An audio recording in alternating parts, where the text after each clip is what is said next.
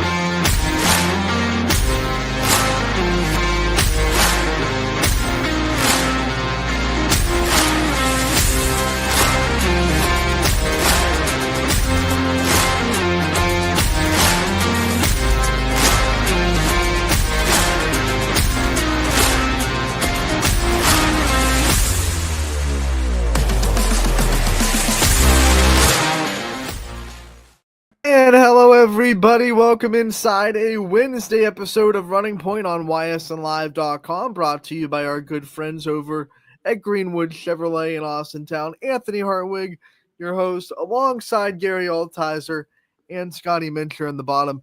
You know what Wednesdays are all about here during the winter. It is Wrestling Wednesdays with Gary Altizer. We are on episode 3, and today we have our first special guest of season 4. Coming to us from South Range, the newest member of the 100 Win Club, Caden Welker. Caden, buddy, thanks for coming on, bud. Thank you for having me. You got it. Well, one, congratulations on 100 wins. Talk to us about what that feels like. I know you put so much work into your career to get to this point. What did it feel like to finally get that 100 on your name? It was very exciting. Having my dad in the corner, it was pretty awesome to have that achievement now. It was awesome. It really was just awesome.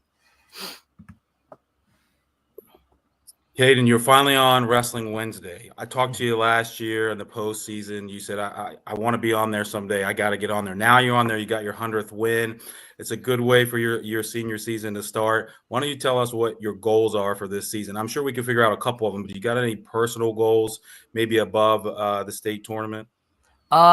Yeah, one of them definitely has got to be winning the EOWL. My dad actually wrestled, so he took second in it twice. So I kind of want to get that done.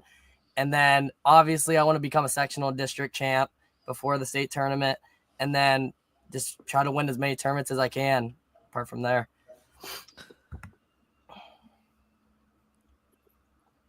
What do you see coming up this year other than the EOWL that you've got circled? Is there a duel coming up? Is there a maybe somebody that you've gone back and forth with and wrestled? Is there anything that really that you've got, hey, this is something special to me, it might not be special to anyone else?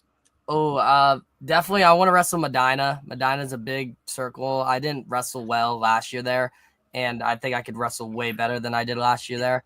And then I also want to get my redemption match against Trevor. I lost to him last weekend. He's ranked 3rd in the state, and I lost by I think it was 6-0 because I went for a late takedown.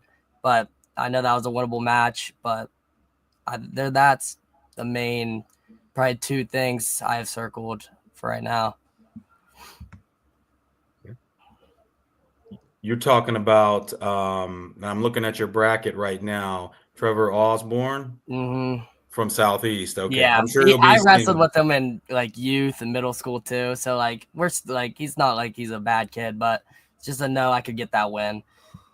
Yeah, I'm sure you got that one. So you guys are going to see each other a lot this season. Mm-hmm. You're going to have plenty of chances with that. Anthony, what do you got? So when you have a match like that where you realize that you had chances to win it, how much does that motivate you for then not just the next time you see Osborne, but the next time you even just get on the mat to say, hey, I'm gonna make those plays this time around? I just focus on my coaching there. I know I could win that match. You got to critique the little details. I feel like I made some mistakes in that match, and looking back at that match, I've already watched it probably 5 times, but looking back at that match, you could critique those little details, and I know you could win that match. It's hard. It's hard to say, because you could do everything right and still lose a match, but you could always do better. I guess that's the best way I could put it. You could always do better.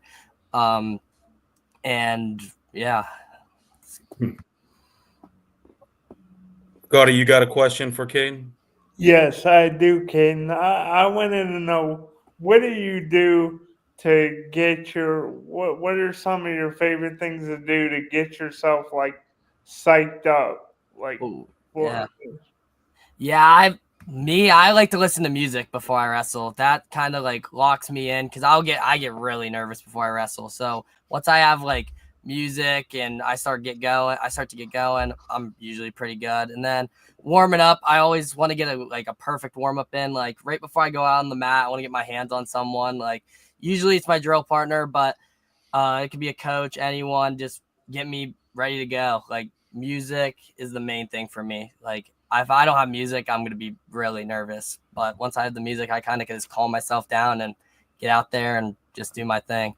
What's that playlist look like? Well, it depends, I guess, the mood, because it's either probably like some rap, but then you have like Red Hot Chili Peppers I'll listen to sometimes before I go out there, or like just Drake. It just depends on my mood on the day. I feel like it just depends. Are you cutting much weight this season? I mean, not as much as previous seasons, but like I'm still cutting probably 8 pounds or so. So you cut all week, you weigh in, the relief is off. I ask this for every single interview we do. What is your favorite go-to after you make weight meal? This is my favorite question. My dad and me did it since we've been in youth. We would go to Dunkin', we'll get a bacon, egg, and cheese croissant, and that's my go-to every time. It's so good every time. That's a good one. It's my favorite for sure. I like it. Like he's been wanting to be on Wrestling Wednesday for that question. I love that question. Tina, I want to know about Wrestling for South Range. This program has been very consistent over the years, and they've done a lot of great things. What's it like to be a part of this program? How much do you think it's made you a better wrestler? It's made me a way better wrestler. Whether it's Coach Frank or Coach Dave, they've really turned this program into something else. Like this program, Dave always would say it, 20 years ago was a dump. It really wasn't anything. And he built it up, and now we're here now. We won a state title my freshman year. So it was pretty awesome what it's turned me into. It turned me into a way better wrestler. But even for the future kids, the youth kids coming up, we have a tough youth program, tough middle school program. We're going to be good for the next couple years to come. So that's really exciting for the program. So you know your team was a state champ. There's hardly anybody that gets to say that. When you're a kid growing up, you want to be a state champion. Everybody that wrestles wants to be an individual champion, but you got to be a part of a team championship. How did that feel? You know, the sport of wrestling, everybody kind of thinks of it as individual, but once you wrestle and you're on a team, you know that team feeling, and it's not different than any other sport. Where you're rooting for your teammate and you want everybody wants the same goal. How did that feel that day when you guys, it came down to the end there when you guys that 215-pound match, 220-pound match happened and your buddy was able to pancake someone, get that pin? How did that feel? What did you get up out of your seat? Were you jumping around? Oh, I mean, I was excited, but when Chris did that, I was more shocked than anything. Like, I couldn't believe what just happened. I kind of was the guy to settle everyone down so he didn't cost us a team point. Like, me and my friend Gavin Panish, we were holding everybody back, trying to, like, chill out because we didn't want to lose a team point, cost us the duel. But it's unexplainable. That bus ride home, everything that went a part of it was awesome. So it was one of the best things that I've ever been a part of. It was truly awesome. One of the best parts of being a part of sports is after a big win, you said it right, the bus ride home. Mm-hmm. You want that bus ride to take forever. You want that to be the slowest ride of your life. You want to soak that feeling in. You don't want to step off of it. Everybody's feeling great. I'm glad that you brought that up because I know personally, I always tell the kids that we do something good, enjoy this bus ride because that feeling is fresh in your mind. We had a long 2 hours of it too, which was really nice. We were all the way up in Versailles when we won it, so it was awesome. Oh, wow. It was awesome. Okay, and I always like to ask wrestlers about the mental aspect of the game. I think everyone focuses on the physical aspect of wrestling. Obviously, it's a very physical sport, but it's just you and your opponent on the mat. You have no one to lean back on when it's go time. Talk about the mental aspect and how you kind of get yourself into the right mental zone during a match. And like I said, before the match, I use music to get my mind right. But everybody has their different little thing to get their mind right. Like in the match, I feel like your mind, you're kind of it's just free. It's like you don't feel anything. You're just you and the other guy on the mat trying to set it up. Right as I step foot on that line, that whistle blows, all my nerves are gone. I have no nerves. I can free wrestle. I feel good. Feels just like a practice. You could just kind of go. It's just, but before, I'd say just take a deep breath, get out on the mat, and make sure you get a good warm up, because if you're warm, you'll feel I feel confident when I'm warm. When I'm cold, I feel like, oh, this kid could have warmed up better than me. Or if it's a rough start to the day, you just need to make sure you get a warm up in. That always gets my mind right. But for anyone else who needs to get their mind right, I say music. It helps me through a lot.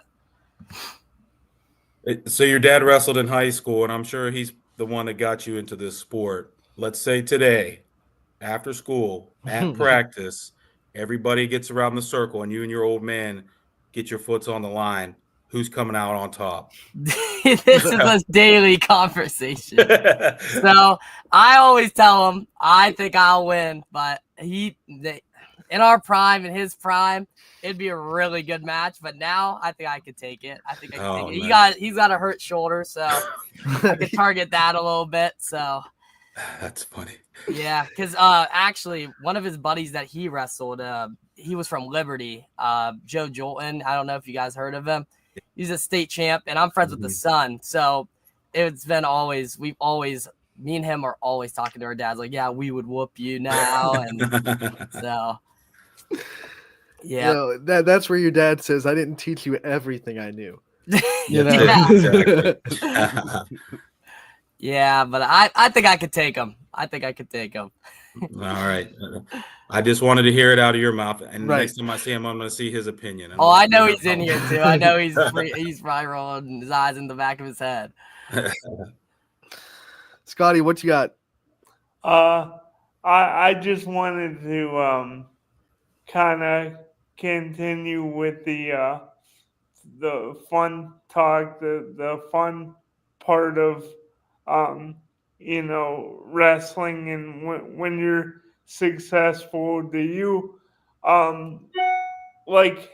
is there certain times after you have a victory and you win a match, do you just try to go forward with the same mindset, or will you kind of go out and treat yourself and go buy something to celebrate? Or during the season, do you just usually try to stay, not that you're not always hungry, but do you try to stay focused on just getting better and better and not really celebrating things as much? I mean, we definitely celebrate after a big win or something like that, but my mindset usually stays the same. The job's not finished till we're at the state tournament for me. That's the main goal, to get on the podium, to just honestly make it there. The last couple of years I've been short by a match, 2 matches. It's the same mindset, same thing every time. But if we have a big win, we're going to take a little win there and celebrate, be happy about what happened. But for the most part, same mindset throughout the whole season. Keep working for what needs to be worked for, and celebrate the little wins, though. Always celebrate the little wins, because you never know when another little win's going to come, because you always got to get the little wins to get the big win. So how do you celebrate usually? Usually eating, because I'm done cutting. I could eat. I get a whole week before I usually have to wrestle again. So it's probably eating or going to hang out with some of my friends, playing Fortnite, something, just anything. Like, I honestly probably eating. That's what my main thing is. After a tournament, I'll go out and pound some food, get a little over, and then start cutting again Monday and get it off. Spoken like a true wrestler. Hey, there's no successful wrestler that doesn't have a good drill partner. I want to make sure I talk to you about this. Who is your go-to? Who has been your go-to in the wrestling room to help get you better? This year, it's got to be Hayden John. He's our 138, and he's a tough wrestler. He's improving day by day. He's a senior too. I grew up with him since I moved here. He's one of my first friends when I moved here. But then you have Chuck Freeze. He's going to be probably 26 this week, but he wrestled 38 last week. But he's a tough kid, real tough kid. He's going to be in and out of the rankings here soon. And honestly, for the last 2 years, this is my main drill partner was Hunter Knoll. He was a real tough wrestler, cut a lot of weight, but he was always real tough, state placer. But definitely got to mention him. He's a tough kid. Yeah, you gotta remember the guys that help get you, where you wanted to be when you're an underclassman, and then you'll have guys now, your freshmen that are wrestling with you who'll remember you when they get up there. You guys headed to Waterloo this weekend? No, we're going to I think PV. I think we have to do it for the EOWL requirements and stuff. Okay. Right. The questions I always ask every senior athlete, we want to know about your future. What are some things that you see after you graduate South Range? What are some future plans? Well, I'm definitely going to go to college. I've been thinking about pursuing wrestling. I've been talking to a couple coaches. I'm not 100% where I want to go yet, but I kind of thought about going into like the AI field. I thought about going into criminal justice. I've still been thinking about honestly everything. I'm not a full set on something yet. But I've had a couple ideas, and I probably will end up going somewhere in wrestling, but it's still kind of up in the air. What's something that a coach could like bring to your doorstep and they would offer this and it would make you feel like that would be a good place to go? Honestly, like I'm a big family guy, so probably just the family aspect. I could tell they're a good guy. They show good leadership, have a good team. And even if it's the team's like, I don't want to say bad, but like an all right team, like if they show family aspects, like if they're going out and doing stuff together, always with each other, that's what I look for in a wrestling team. So that would be the main thing for me, because that's how it's always been throughout South Range. We always do everything as a team. Like even last weekend, we went to C's Waffles after the Hopple, and it's just always team chemistry is important to me. Well, we appreciate you coming on. Is there anybody you'd like to shout out to? Yeah, I'm gonna shout out my dad, my mom, and my sister, and all the coaches that have helped me to get where I'm at through the years, and all my friends for pushing me, making me a better person. And I think that's it. Caden, we want to thank you so much for coming on. You got on Wrestling Wednesday. That goal has been achieved. We appreciate your time, and we wish you the best of luck the rest of this way. And once again, congratulations on 100 wins, buddy. Thank you so much. I really appreciate it. You got Thanks, it. Caden. Caden Welker from the South Range, 100-win club. Got a new member. Gary, what were some of your takeaways from that interview? We always like to kind of recap with you because you're the wrestling coach that loves talking to these kids so much. What were some of your takeaways? I know you've known Caden for a long time.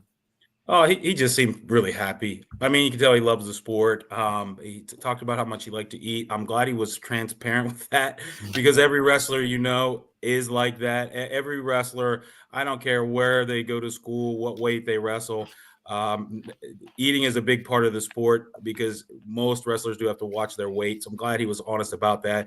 And it was nice to hear him talk about his dad and how close they are. And how much they talk about the sport and how much it means to them as a family. So he just seemed like a pretty happy kid. Gary, when you talk about, just getting 100 wins, I know we've probably have gone over this every time we talk to someone that has 100 wins on their career. Talk about the accomplishment for our new viewers, for people that are just getting into this show or wrestling. what does it take to get 100 wins in a career, and how hard do you think that is? Well, you've got to first, so you've got to average 25 wins a year, and to do that, you've got to be varsity. So, he goes to a school that has a really great wrestling program, so he's had to stay in the varsity lineup first off. Beat out any guys that are in his weight class, and then you've also got to stay healthy to do that. So you've got to be in the varsity lineup. You've got to stay healthy. Nagging injuries. There are a lot of wrestlers who don't get full seasons who've missed out on 100 wins. I know several people who've had 90 plus and not got over. I know a guy that got 99. So it's not, don't take it for granted. Every chance you get to wrestle, you should, because you don't know when it's going to be taken away. It could just be a simple move that you're in and something gets tweaked and you miss out on, a tournament, a month, or even a season. So you've got to stay healthy. You've got to be in the lineup, and then you've got to be consistent. So, you've got to do it for 4 years. You've got to do it consistently. I think it's really similar to, the 1,000 points in basketball, or 1,000 kills, digs, assists in volleyball, things like that. In other team sports, you've just got to be consistent, and you've got to be good all 4 years. Yeah, we love it. We love talking to all the wrestlers that we get a chance to talk to. We want to thank Caden for his time again. He got his 100th win, Gary, in the Hopple at Beaver Local. We have a lot of results from that tournament. It was a big one with a lot of teams in it. You want to go over the Hopple and go shout out the results from it? Yeah, so Austintown Fitch came away with the win. They were first at 272.5. That was their total points. Beaver Local was really close. They were in second place with 266.5. South Range came in fourth, really respectable there, just below Carrollton. And then we had Southern Local in ninth, Southeast in 10th, Poland in 13th, Crestview 14th, and Mineral Ridge in 15th place there. That team race came down really close. I know there were a bunch of matches in the finals where Fitch and Beaver Local were going against each other. And I think just, enough of them went Austintown Fitch's way. They were able to get that win. Let's see here. First place, Chase Kemble from Fitch at 106. Let's see here. At 126, it was Alessio Farrell from Fitch as well. Evan Protopapa at 132 from Fitch. Chris Warwick at 138 for Beaver Local. Bobby Buhite at 144 for Beaver. Tyson C. Schultz from South Range, he was first at 150. Jake Hughes at 157 from Beaver. Evan Hours at 165 from Beaver. Sava Dorenzo from Poland at 175 was able to bring it home. Johnny Bailey from Southern Local in a really close match with Devin Phillips at 190, a 5-4 match there. That rounds out all the YSN wrestlers and their championships. And Caden, like he said, he lost a match there to a fellow YSN wrestler from Southeast, but he was able to battle his way back and take third. Brand new YSN member of the family as well. Southeast in their first year as a YSN team. We welcome them to the fold, and maybe we get one of their wrestlers on this year and welcome them to Wrestling Wednesday. We also want to welcome Lordstown. I know they're a small school, Gary. Do they have any wrestling? No, they don't. Not to my knowledge. Okay. But while we're talking about schools, I do have to shout out the Hubbard Eagles. They were able to win that Beechwood Ron Maddow tournament in week 1 2 weeks ago. They were first place out of 23 schools. They scored 207 points, and they beat Brush High School by 51 points to take that. That's a team that I really rooted for last season. They were able to get some team titles. Remember, we had wrestlers on from that school last season, and they were talking about the team aspect and how they had never won a team title while they were in high school. They were able to win the NE8. They won several. I think they won 2 or 3 tournaments last year. So to come out on fire this year and win that Beechwood tournament, I think that's great. It's a testament to the program and how it's growing and how it has, it's staying on top. And then this past week, they went to a really tough tournament, the Cooper McCabe Memorial in Galleon, and finished a very respectable third. There were some really big schools there, Olentangy, Orange, Galleon, Indian Lake, some really big schools up that way. So congratulations to the Eagles, their coaches and their kids. They're really on fire right now. Yeah, I think the NE8 between Hubbard and South Range might be a pretty fierce battle, the way we've been seeing both those teams play early on in the season. Yeah, it's going to be fun. Yeah. I'm looking forward to that duel. It'll be one I'll be keeping my eye on. I know last season South Range had a bunch of guys out that were going to another tournament when they wrestled in the duels, the NEA duels, so they didn't have all their guys. I'm sure they'll be at 100% this year, at least I think. I don't know when it's on the schedule, but I think that'll be a really that'll be a competitive battle. And then let's preview what's ahead, because we obviously won't be back on Christmas Day. So we have this weekend, and I don't know if there's much on the weekend after Christmas as well, but we have a couple of weekends to preview.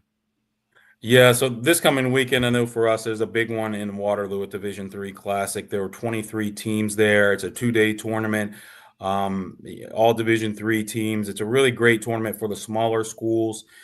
We get into some of these tournaments with schools that are Division II and Division I, where you're talking triple, quadruple your enrollment, and it can be tough to compete with those kind of teams when they've got, 2 and 3 guys in each weight class, where you're coming in from a small school, you're just trying to fill as many weights as you can, and you've got the inexperienced guys in there. So I've always really liked this tournament. We'll be there on Friday and Saturday, run a good tournament there. And something to not be looked over is they have a good coaches room. And what I mean when I say that is they have free food for the coaches.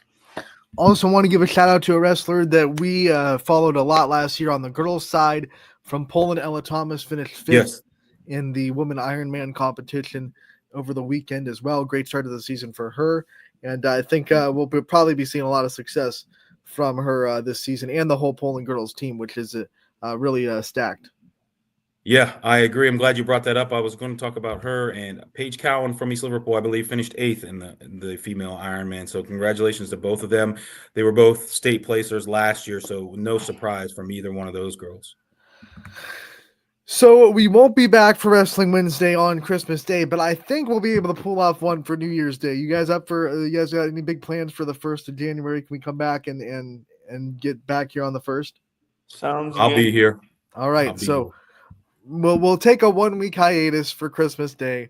We'll celebrate the birth of Jesus, and then we'll come back on the 1st of January. We'll be back for episode 4 of season 4. Season 4, episode 4 of Wrestling Wednesday, back on January 1st. Gary Altizer, thank you so much for coming on. Thanks, guys. You do every week. Caden Welker from South Range, we always want to thank him for his time. And we'll take a commercial break. We'll be back here with your roundup of basketball last night, and we'll also talk about what's on Scotty Mentor's mind today as well. So we'll say out to some sponsors, and we'll be back here on Running Point. 21 News delivers the news as it happens, using the latest technology from where it happens. Live here outside the Mahoney County. On air, online. A Wednesday afternoon weather update. Very dangerous. And on the 21 News social media platforms. I'm on the road right now. 21 News, the Valley's only locally owned source for trusted news since 1953. Craftsmanship to us is 60 years of pride and dedication. Passed down from generation to generation. The hardwood floors that your kids take their first steps on. The solid wood doors you quietly close at night. The things we create day in and day out are the products that end up turning your house into a home. At Baird Brothers Fine Hardwoods, uncompromising quality and craftsmanship built our business. And it will keep us moving forward for generations to come.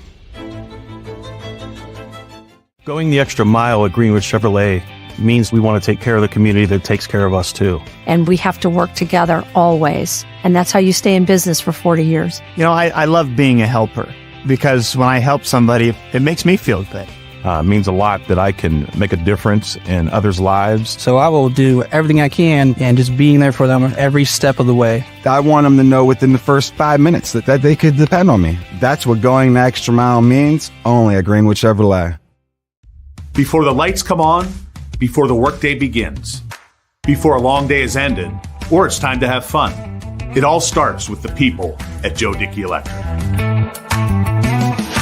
From replacing a light fixture in your home to building a substation for your business, no job is too big or too small.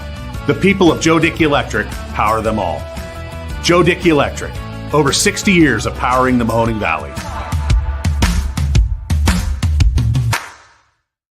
And sometimes that Joe Dickey Electric commercial really gets me in the. That beat is good, man. That beat is good. We want to thank all of our sponsors that we just heard from, but especially Greenwood Chevrolet. They're the sponsor of Running Point. Big logo above our heads on Wednesdays. They go the extra mile for you. We try to do the same here on this show every single day. If you're just now tuning in, you missed episode 3 of Wrestling Wednesday with Gary Altizer. We had Teen Welker from South Range on the show. That will be put up on our website and our YouTube. So if you want to see it, don't worry. You'll be able to see it in its entirety as piece of content a little bit later on in the week as well. Scotty, we had a lot of good basketball go on last night. We're going to go into the scoreboard and talk about it. Scotty, the scoreboard, wait till I bring it up, but the scoreboard, you know what it's brought to you by. I do. Burnett Pool Spas and Hot Tubs, we've got it all. Yes, this YSN scoreboard, a great tool for our fans, whether you are at one of the games or watching one of our broadcasts.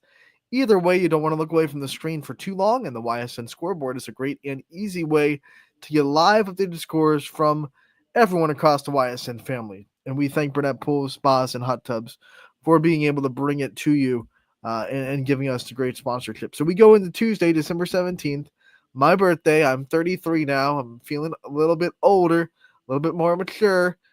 Girls basketball got a good slate of games last night. Wyndham and St. John. It is Wyndham with the 31-15 win over the Heralds.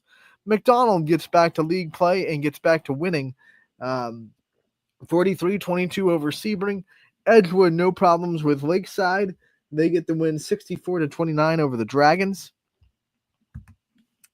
We scroll over to Western Reserve. They get the win over Camel 60-25, the final score in that one.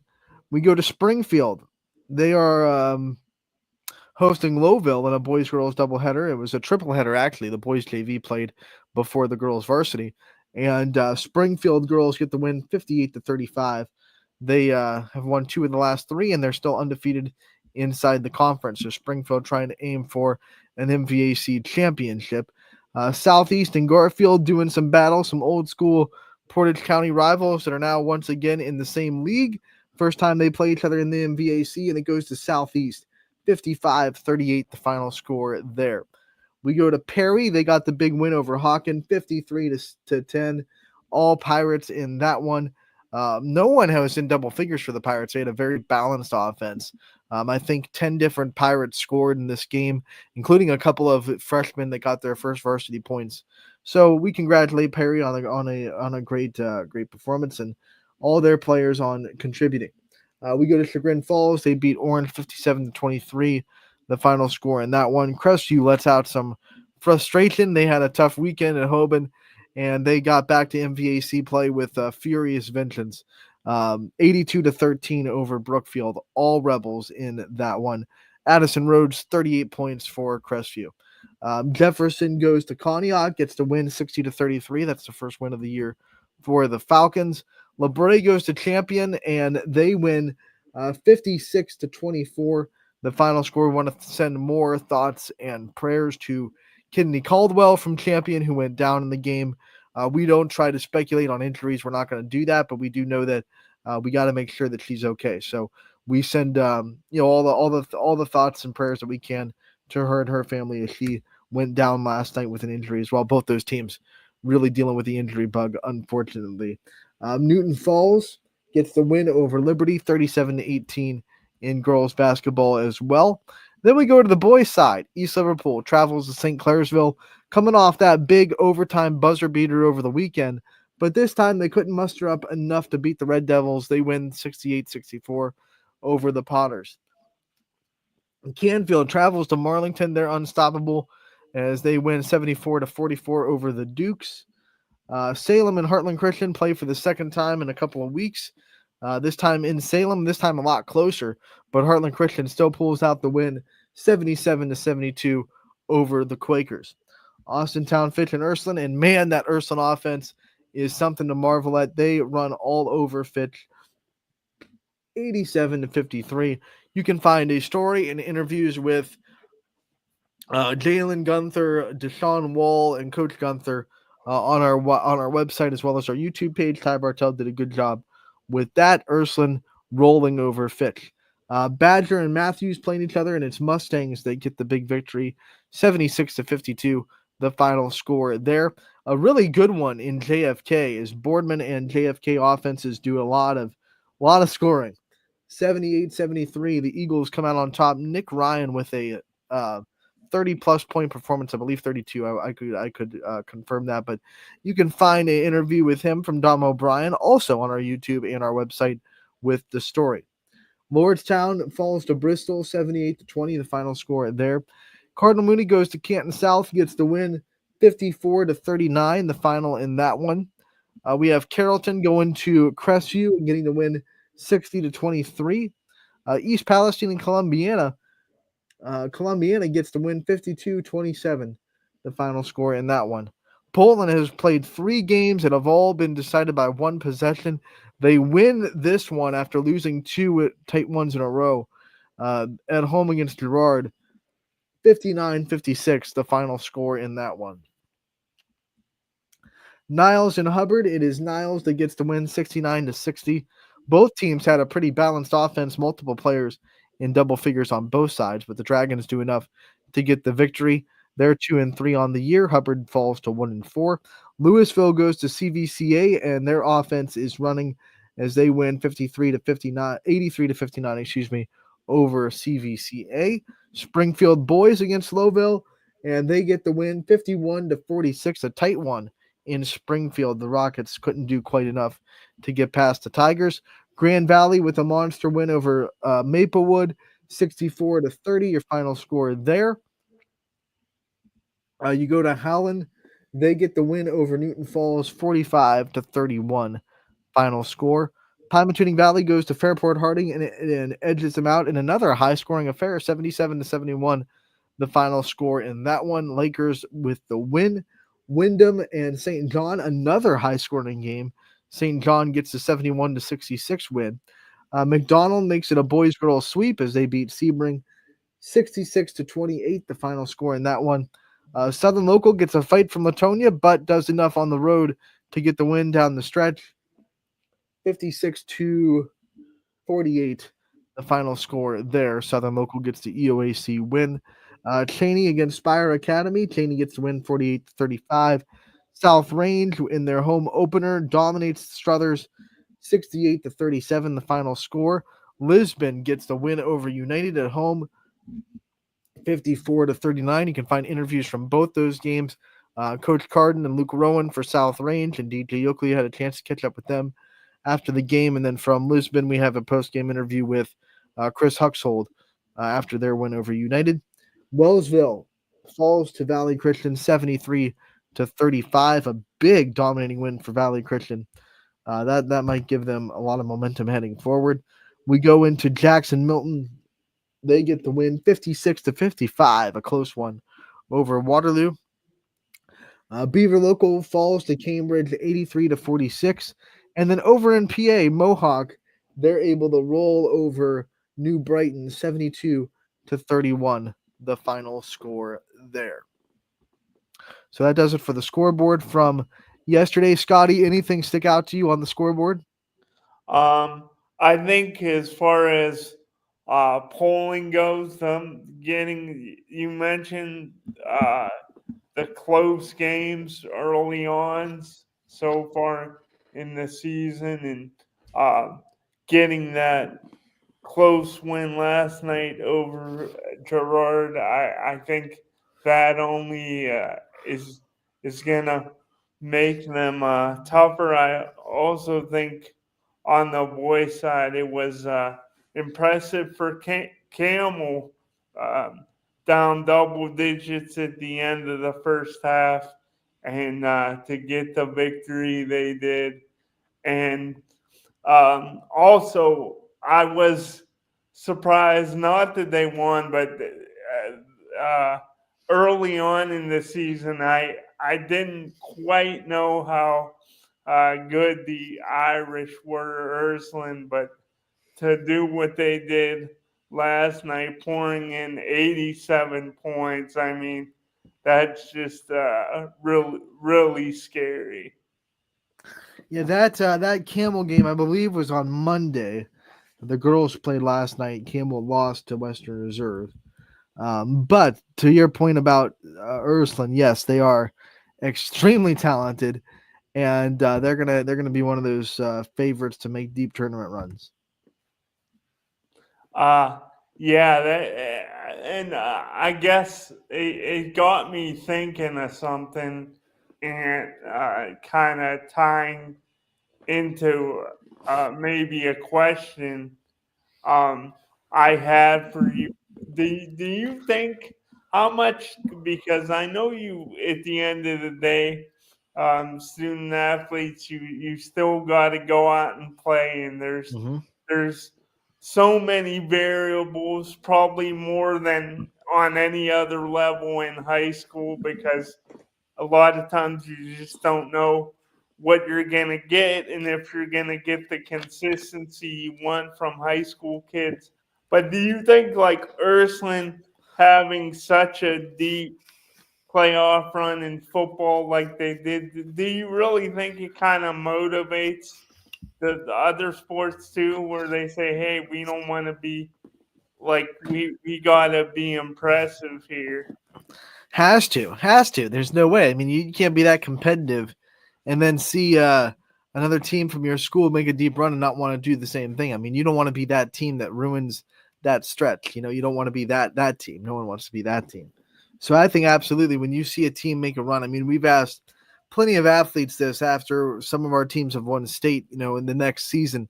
Hey, what does that do to motivate you guys to do the same thing? Oh, it's awesome. You know, we like to see our teammates succeed, but we want to get on that plane too. And for the players that come in from that sport to get in that locker room, it also brings a big championship type of environment to that locker room as well. So I think it absolutely drives Ursuline and any other sport or school that is coming off of a big tournament run or playoff run. It just motivates you to keep going and to be that next chapter of your school's success, I think. Yeah, and it's they obviously have a lot of firepower. And you know, Firepower. Sorry, I just triggered that in my mind. Yeah, I remember that was a commercial, right? I don't know why that just like it. As soon as you said firepower, it just shot in my mind, and I couldn't even avoid doing it. So that's how my brain works. That's what you come to Running Point for, everybody. So remember that. But yeah, I think absolutely. I think success breeds success, and I think we've seen that many times over the years in various sports. When one team makes a run, it just kind of lifts the other teams in the school to make kind of big runs too. I mean, I remember one of our first years of YSN. I think it was 2017. In fact, champion baseball and softball both went in one state. I mean, because one drove the other. You know, the both teams kind of drove each other to be better. We saw baseball win state, and then South Range football took a couple of years, but they won state and they pushed themselves to get there at South Range. And we saw plenty of other teams in the same kind of fashion, whether they win state or not. They make a deep tournament run, and we see the next season or maybe 2 seasons later, here comes a team that wants to be the same way. So not saying it's automatic. It doesn't automatically mean you're going to be good in the next sport because every sport's a little bit different. And just because you're good at one sport doesn't mean you're really good at another one. But it does drive you. It absolutely does.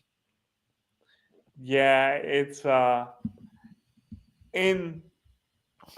one of those things, like, I just feel that when you look at a team and the success that they have, and if you're able to go on such a deep postseason run like Ursuline was in football this season, it's one of those things that in sports we're always looking, and in fandom you always try to find that extra edge, like, even if you're a competitive person and you want to win, even if it's at Monopoly, you're always trying to find that extra edge.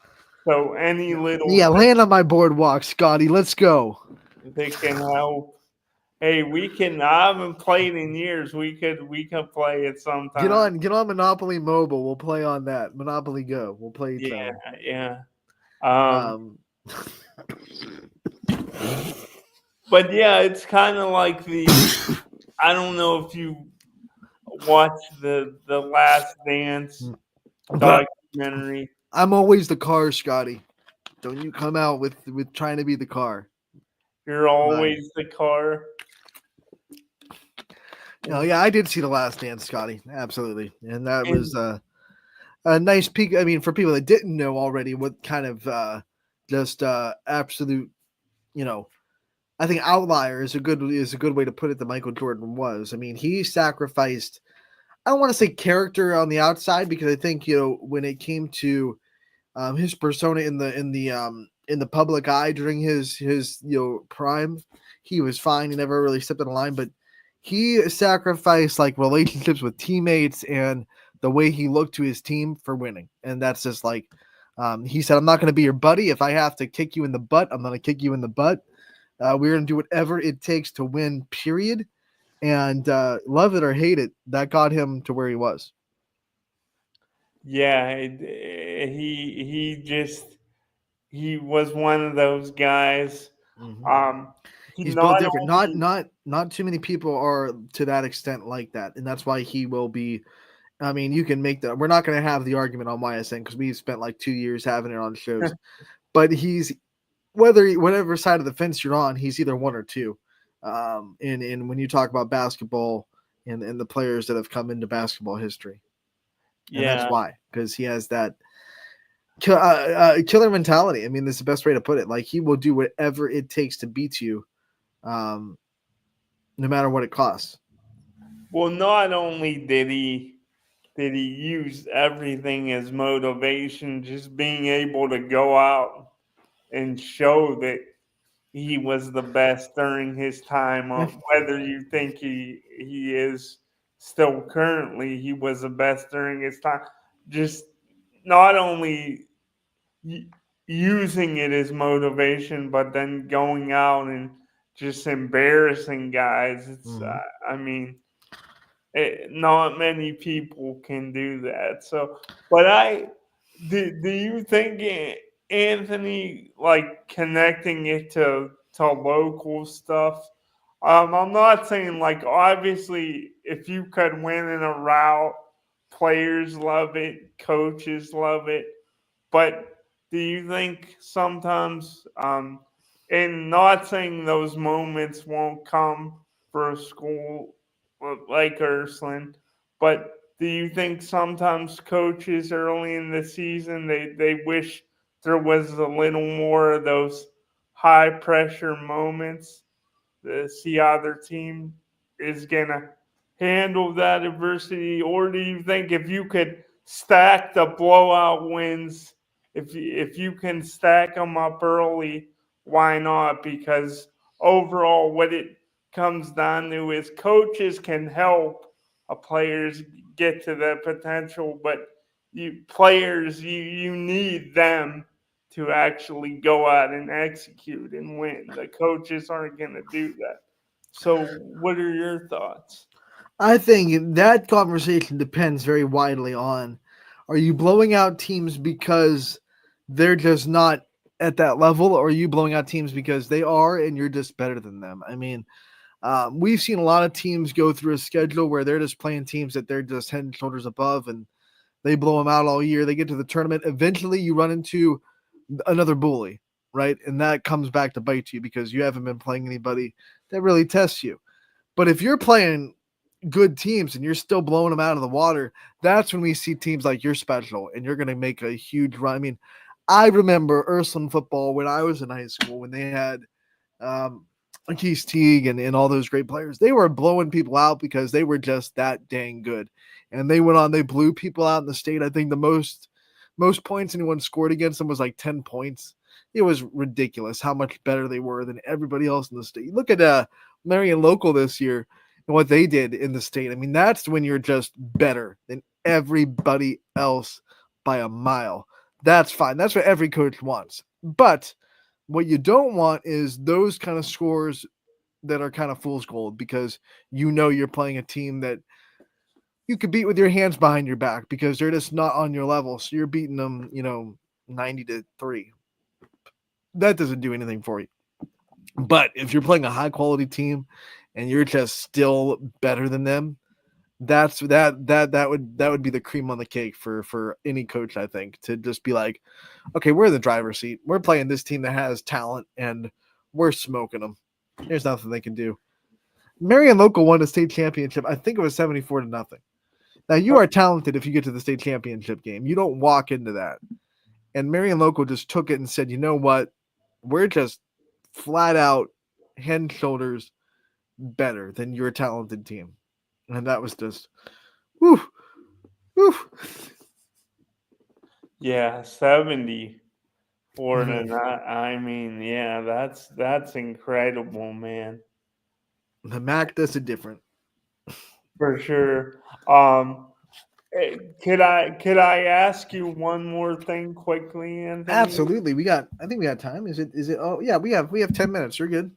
Okay. I wanted to get your take on this. There's been a lot of talk since the Ohio State Michigan game.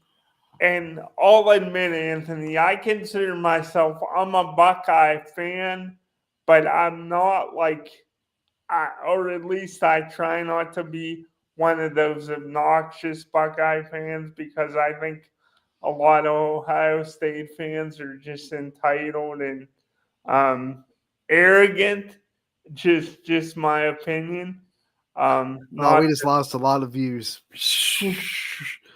There it goes. There goes the ratings. You just alienated all of our viewers. Way to go, Scotty. Oh man. No. If I mean, I got Tennessee stuff right there. So if any Ohio State fans are watching, they're probably stopped viewing a long time ago. And I want to make it abundant. It's all softball stuff. Don't get on me too much. But yeah, keep going with what your question was. I'm sure you were getting to a question there. Yeah, I was getting to a question. I just don't. And I know DJ said this before. I don't like when everything went down with Tressel, how it was all handled. Yeah, it was shady, and it wouldn't happen now because now all that stuff that got Tressel in trouble is kind of free range now. So that's what's really kind of shady. It took them way too long to figure out that there was something really wrong with the way college sports was going. I think Kirk Herbstreit I just saw him on the reels for Instagram. He was talking to somebody. I don't know what podcast he was on, but he was talking about when he played in Ohio State in college football was really he described it like the military, where you don't have really any rights. You just show up, yes sir.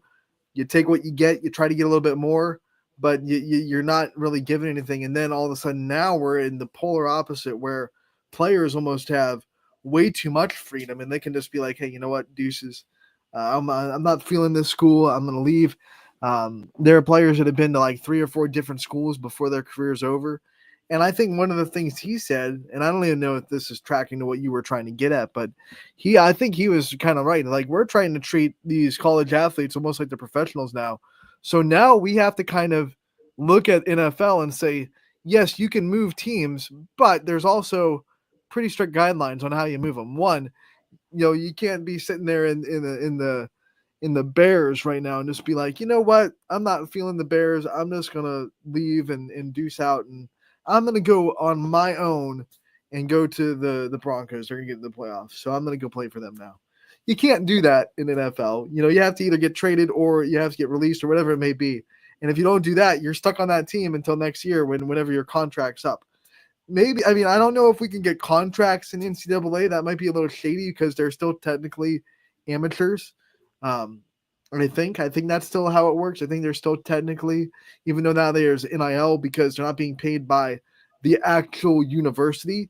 I don't think we can get legal contracts, but there's got to be something that we can do where it's the players get a little less leverage. I think right now they have way too much leverage, and it's a wild west. Yeah, I agree with you. Like, that's one of the things why I think Bill Belichick, as good as he was in the NFL, I think when you look at his contract in North Carolina, he has made it very clear that like might be a thing where he's there for a year just to show he can still coach and then move on to maybe another professional job down the line. Because he in his contract for North Carolina, it's stating like next year he can bolt if he wants to. So it wasn't a committed contract where he's going to be there for a long time. Or where he is locked down to be there for a long time. And one of the things that I think might be a little bit of monkey wrench to him is like, you think going up to Bill Belichick, and as a player right now, you can just be like, this happens in college football, guys.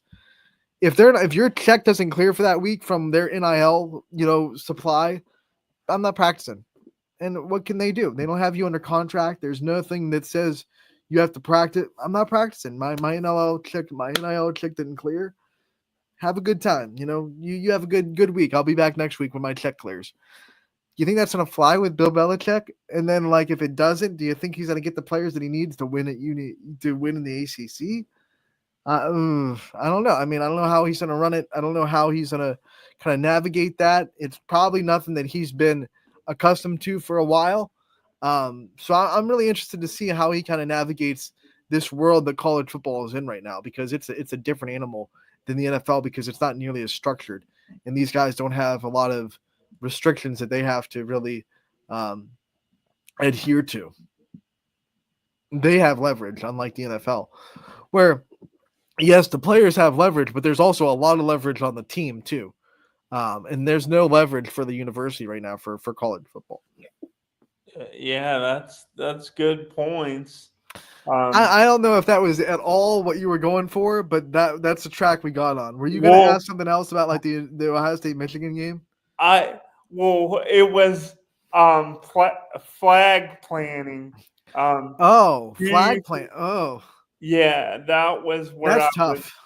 Yeah, what do you think about? Like, you think people made too big a deal about I wouldn't be like happy if my team did that, but I can't say anything because when Georgia Tech wins at Georgia, which they haven't done since 2016, but when they do it, they go into the bushes and they rip off the hedges and they take that off the field. They're almost, it's vandalizing the field, and everyone, that's what we do. Like, and when Georgia wins at Tech, they take a square of the turf because that's their revenge for us taking the hedges from the side of the stadium. So this is kind of like one of the things, like, if it's really easy to say, like, if you don't want them to do it, stop them. But there's also a line where you say, how do you win the right way? How do you show that you're like, you're a good winner? You win like a champion.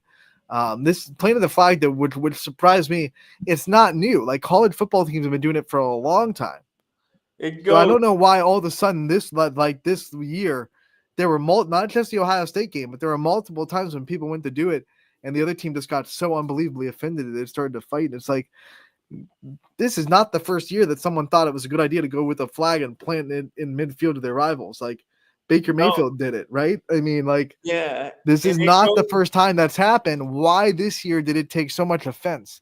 I think maybe back all the way almost 20 years, like 2005.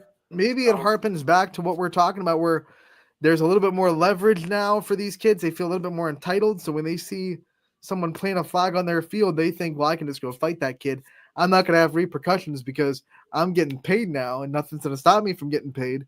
So I'm going to go, take care of my business. Back in 2005, you do that, you lose your scholarship and you're not playing anymore. Yeah, that's true. That's not the same now. There's not that fear in that kid's eyes to say, I'm not going to go punch this kid for planting the flag. Maybe that has something to do with it. I don't know, but it was kind of crazy to me that it happened not just the Ohio State Michigan game, but it happened like at 4 other spots in that day on the same week. I was like, what is going on?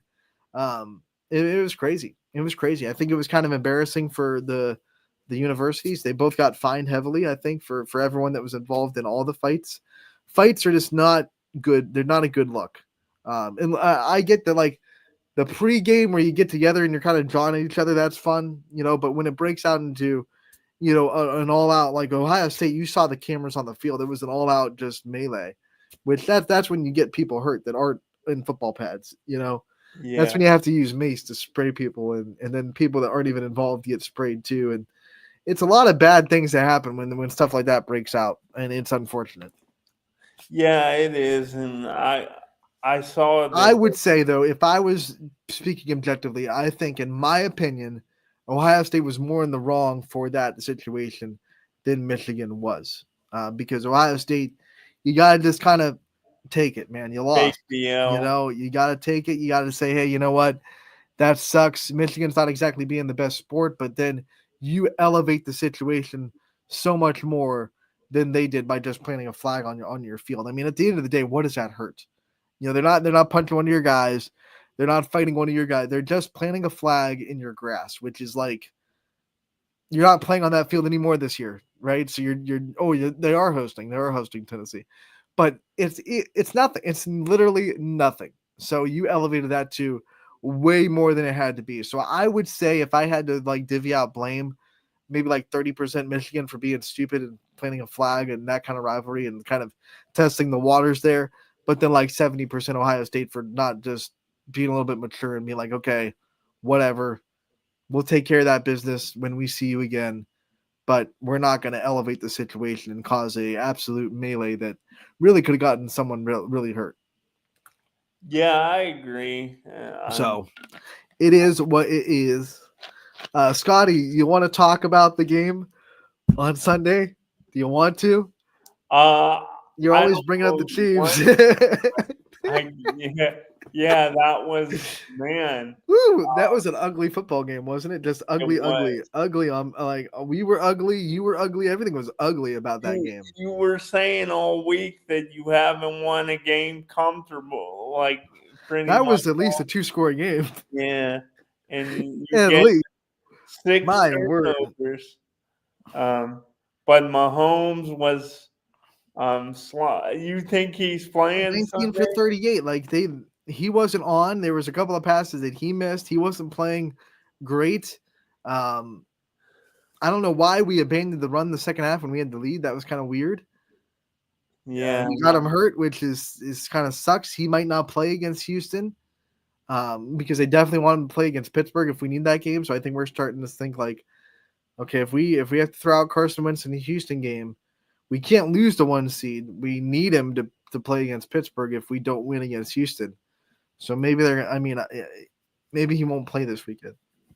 I don't know. That's gonna be tough on a bad ankle to play Saturday and Wednesday in 2 games at like 5. Do you still like the Chiefs' chances? Because the Texans, they win. Like, I don't care what people say. Like, it's ridiculous. They are winning, people. They are finding their ways to win, and that's more than other teams are. You can say how impressive Buffalo looks, which they look really good, and how impressive Detroit looks, and how Lamar's not turning the ball over. But you know what? Like, show me this in the playoffs, because every year, last year, the Chiefs were everyone dead in the water. They have to go on the road. They're not going to win any playoff games. They went and they beat Buffalo. They beat Baltimore, both on the road. Like, show me it in the playoffs, and then I'll believe you. The Chiefs are winning games. They know how to win games. I like our chances. Yeah, Bill Cowher, who is, I think, one of the best coaches that we've seen, especially in our generation, one of his famous quotes is, "So what if we win ugly?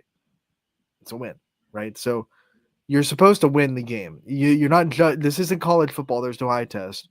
You go out there, you win, and winning's hard in the NFL. That's the old cliche, right? So you go out there, you win games. That's the name of the game. And in the playoffs, it doesn't matter if you win with 5 turnovers and you kick a game-winning field goal. It doesn't matter. You can cry about it. You can say they're lucky. But at the end of the day, we're moving on, and you're not. Like, that's just so find ways to win. That's what we keep doing. Yeah, and then that defense has, for the most part, played. Yeah, minus 2 games. 2 games where they gave up quite a bit more than they're used to. But every other game this year, they've given up less than 28 points, which is more than enough to give us a chance to win. I mean, if our offense doesn't score at least 21, we're in trouble. I mean, that's very an outlier. So even though we're not scoring like 35 like people are used to with this team and a couple years back, we're usually good for a couple of touchdowns. And, so if our defense keeps playing like they are, which I think is really underrated, then we'll be fine, guys. Everything's fine. Everything is fine. You got to go through Arrowhead now again. It's a brutal place to play in the playoffs. Yeah, I'm still until Josh Allen beats them in the playoffs. I can't say the There's a lot of recency bias because he's having a really good stretch of games, and people are like, "Oh my gosh, Josh Allen is the most talented quarterback that we've ever seen." And I'm like, "Really? Really?" Because he had like 8 good games in a row. Now he's like the most talented quarterback we've ever seen. Because we've seen bad Josh Allen before in his career. This is not the only year that he's played. Like we've seen bad Josh Allen. We've seen what can happen when he's not there, and we've seen it pop up in the biggest moments of the year. Now, to his credit, that one year that we beat him, he probably played just as good as Mahomes in that 13-second game. Like he could not have done anything better in that game. I'll give him credit for that. But there are other playoff games where he does not play well and the Bills lose, which that's the same thing about Lamar. Like great regular season, but when playoffs come and things don't go all the right ways, he folds. So far, that's been the story of his career. He folds in the big games. So we'll see. I mean, if they can beat Kansas City this year, tip the hat, whatever, but show me it. Yeah, I agree. And show me it. For the Browns, unfortunately, it looks like it's heading toward another total rebuild. It was such a weird game because there were times when I felt like, well, the Browns are playing good enough to beat Kansas City. And then there were times when I was like, some of those interceptions weren't Jameis Winston's fault. Like there were those really good plays or the wide receiver dropped it, it bounced off his body, and our guy just caught it. That's not Jameis's fault. He's going to get charged for those interceptions. I even think the one that he threw to McDuffie in the corner of the end zone, not necessarily his fault. I like that throw. McDuffie makes a catch on his knees while his face mask is getting pulled. What kind of play is that? Like, that's just a good play by the defense. So I like Jameis Winston. I think he got some bad luck with some really good defensive plays on interceptions. I don't think he was as bad as the numbers kind of put him that day against Kansas City. And I thought for how much we were given pressures up in the last like 5 games, the fact that we didn't give up any sacks, I believe, was pretty impressive, especially when Myles Garrett needed a half a sack to get to 100. Yeah, you guys did a good job on him. Double teaming, sending chipping them and stuff. It was fun. It was a fun game, Scotty. It wasn't fun weather. I would not I told you before, I'm a fair weather fan. I would not have been out there in 40-degree rain. That's worse than when cold's like 40-degree rain is like the worst weather ever because you're cold and you're constantly getting drilled by little like pellets of water that are cold too. It might be between that or if it's hailing or something where you're getting ice chips, freezing rain. That sucks. Like snow, I would take cold snow over cold rain any day because snow doesn't hurt when it hits you. Rain, when it's cold, it's like little pellets that are just drilling into your skin. It's brutal. I would not have been out there. I would have been up in the what do you call the area? Oh geez. Why can't press? No. This the concourse. I would have been up in the concourse, away from the rain all day and watching the TV on monitors, watching the TV in the stadium. Yeah, that's what I would have been doing. 100%. Scotty, it is way past time. We have talked until our breath is blue, but I'm okay with it because we're going to be off next week. So give you some extra time here on Running Point. Once again, we will be off for Christmas. That's obvious, I think. We will not be having our Christmas Day Running Point, but we will be having our New Year's Day Running Point. So we'll be back with that on Wednesday. That's the next time you can see Scotty and Gary. Scotty, thank you for coming on every week like you do. We appreciate your time. And we will be back soon on Running Point to recap all the fun action for the night. Make sure to tune in tonight to the games, ysnlive.com/live, and have a great evening. Thank you, everybody, for tuning in. We will see you